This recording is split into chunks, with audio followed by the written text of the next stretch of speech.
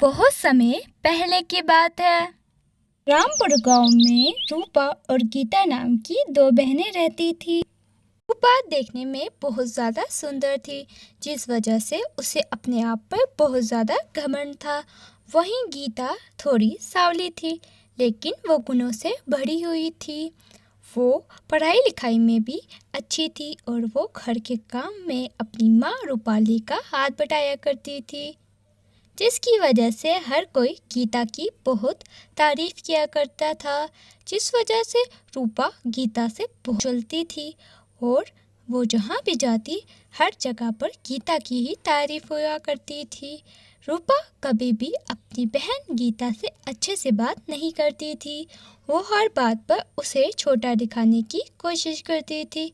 फिर एक दिन, रूपा, आज माँ की तबीयत ठीक नहीं है, आज तुम खाना बना लो, मैं माँ के लिए दवाइयाँ लेने जा रही हूँ। मैं कोई तेरी नौकरानी हूँ जो तू मुझ पर ऑर्डर दे रही है? चुपचाप से अपना काम कर, मैं कोई खाना नहीं बनाने वाली। समझ में आई बात? रूपा, ठीक है, अगर तेरा मन नहीं तो मैं खुद ही आकर खाना बना दूँगी। हाँ हाँ, बना लेना, मुझे ज़्यादा आकर दिखाने की कोई ज़रूरत नहीं है। एहसान नहीं कर रही तुम खाना बनाकर, चल जा यहाँ से। रूपा, ये तुम कैसी बातें कर रही हो? क्या हो गया है तुमको? मैं तुमसे कितने प्यार से बात कर रही हूँ और तुम इस तरह से जवाब दे रही हो। दोनों बहनें आपस में बहस करने लगती हैं। तभी ये सब कुछ रूपाली देख लेती है। ये दोनों आखिर कब तक लड़ाई करती रहेंगी? मैं तो तंग आ गई हूँ दोनों से। दोनों को समझा समझा के मैं थक गई हूँ, पर ये समझने का नाम ही नहीं लेती। अगर ऐसे ही चलता रहा तो मेरे मरने के बाद ये दोनों एक दूसरे के साथ रहना तो दूर, बात करना भी पसंद नहीं करेंगी। मुझे तो कुछ करना ही होगा। इसके बाद रूपाली रूपा को बुलाती है। लकड़ियाँ ख़त्म हो गई हैं। बरसात के शुरू होने से पहले ही जंगल से लकड़ियाँ काट कर लानी होंगी। कल से तुम दोनों साथ में लकड़ियाँ काटने जाओगी। ये आप क्या कह रही हो माँ? मैं उस गीता की बच्ची के साथ बिल्कुल भी लकड़ियाँ काटने नहीं जाऊँगी। और रही बात लकड़ियों की, तो मैं अकेले ही जाकर जंगल से लकड़ियाँ ले आऊँगी। बिल्कुल नहीं रूपा बेटा, अकेले जाने में जानवरों का बहुत ज़्यादा खतरा है। तुम अकेली नहीं जाओगी जंगल, तुम दोनों बहनें साथ जाओगी जंगल में लकड़ियाँ काटने और साथ ही घर आओगी। अगर तुम फिर भी नहीं मानी मेरी बात, तो मैं तुमसे कभी भी बात नहीं करूँगी। क्या माँ, आप भी जिद करके बैठ जाती हो? ठीक है, मैं गीता के साथ चली जाऊँगी जंगल लकड़ियाँ काटने।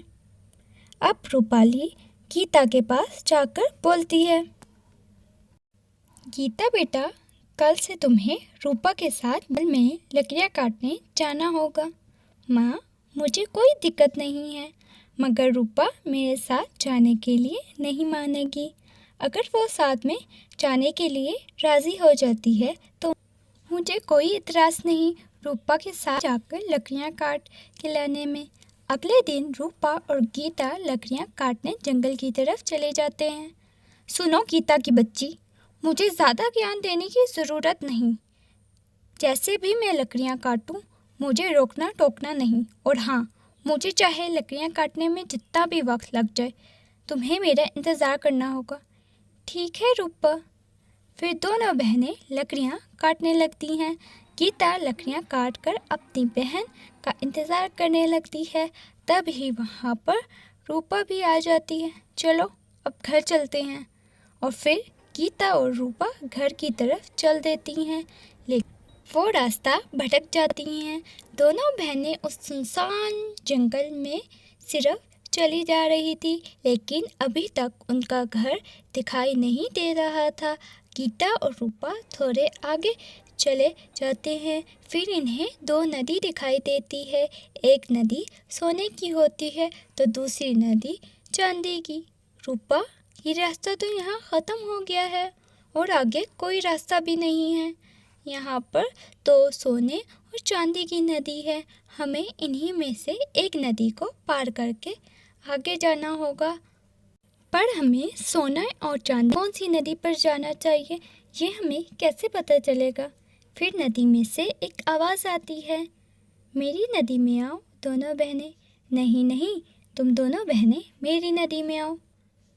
फिर सोने की नदी बोलती है, हम जादुई नदी हैं, मेरी नदी में आओगे घर जाने के रास्ते के साथ साथ बहुत ज़्यादा ख़जाना मिलेगा। मेरी नदी में आओ, तुम मेरी नदी में आओ, मैं तुम्हें सही सलामत घर पहुंचा दूंगी और तुम दोनों को दुनिया का अनमोल ज्ञान दूंगी। अब फैसला तुम्हें करना होगा कि तुम्हें किस नदी में जाना है। फिर दोनों बहनें सोचने लगती है। गीता कहती है, मैं चांदी की नदी में जाऊंगी, मैं सोने की नदी में जाऊंगी। दोनों बहनें नदी में चली जाती हैं। फिर गीता के सामने एक खूबसूरत परी आती है।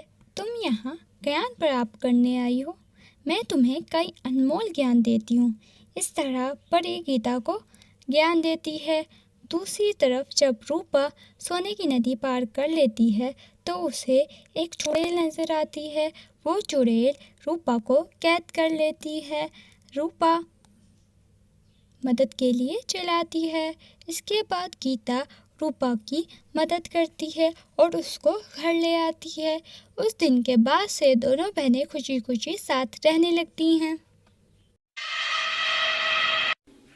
एक गांव में मीना नाम की लड़की अपनी बहन टीना के साथ रहती थी। उनके माता पिता की एक दुर्घटना में मौत हो गई थी। मीना दिल की बहुत ही अच्छी थी और नेक थी। वो हमेशा दूसरों की मदद करती थी, लेकिन मीना देखने में बिल्कुल अच्छी नहीं थी। बचपन से मीना का रंग बहुत काला था, लेकिन उधर टीना देखने में बहुत सुंदर थी, इसलिए टीना मीना को बिल्कुल पसंद नहीं करती थी। ऐसे ही एक दिन टीना मीना का मजाक बनाने लगी। मीना को इस बात का बहुत बुरा लगा। मीना उदास होकर बाहर चली गई। वो एक झरने के पास बैठे रो रही थी। उसको एक आवाज़ आती है। वो आवाज़ जादुई सोने के झरने की थी। सोने के झरने ने मीना को बहुत सारा सोना दिया। सोने से मीना ने एक घर खरीदा। टीना को जब इस बात का पता चला तो वो भी सोने के झरने से सोना लेने गई। वो झरना चांदी के झरने में तब्दील हो गया। इस झरने में टीना फंस कर मर गई। मीना अपने घर में खुशी खुशी रहने लगी। तो दोस्तों, कैसी लगी हमारी स्टोरी? अगर हमारी स्टोरी अच्छी लगी हो तो हमारे चैनल को सब्सक्राइब ज़रूर करना और वीडियो को लाइक शेयर करना मत भूलना। साथ में बेल आइकन भी दबा देना। मिलते हैं नई स्टोरी के साथ।